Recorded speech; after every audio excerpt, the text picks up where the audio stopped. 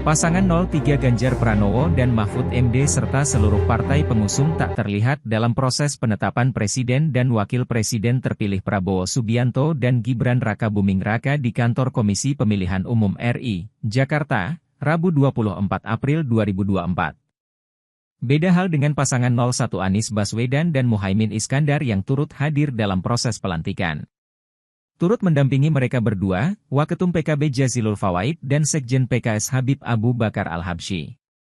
Hingga saat ini masih belum diketahui alasan kenapa Ganjar Mahfud dan seluruh partai pengusungnya tak hadir dalam proses pelantikan.